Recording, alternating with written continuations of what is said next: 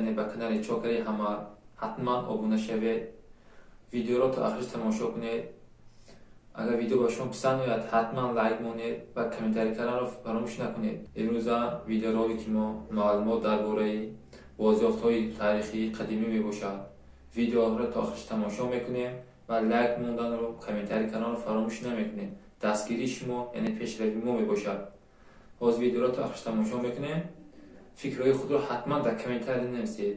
اگر درباره یگان چیز دیگر معلومات گرفتن خواهید در کامنت نویسید، ما حتما برای شما معلومات یافته میتیم.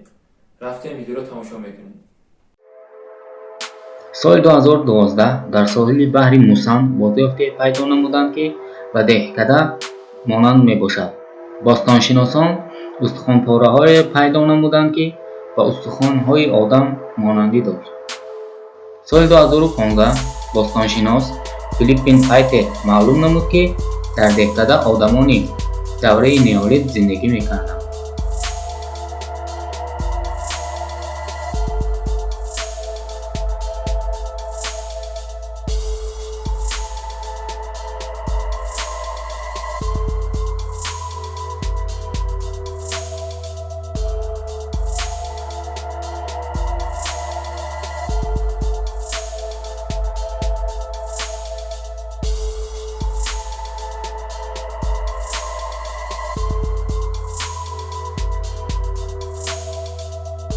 سالهای آخر در اسرائیل راهسازها باز یک بازیافتی را پیدا نمودند که این هم به سال 2012 راست می‌آید. باستانشناسان در مدت کوتاه شهری را که در قبط زمین پنهان بود سال 2013 تمام شهر را گشودند.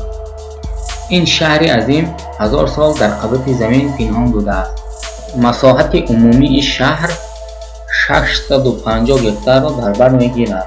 استقامت کنندگان آن وقت با 6580 نفر راست می‌آید.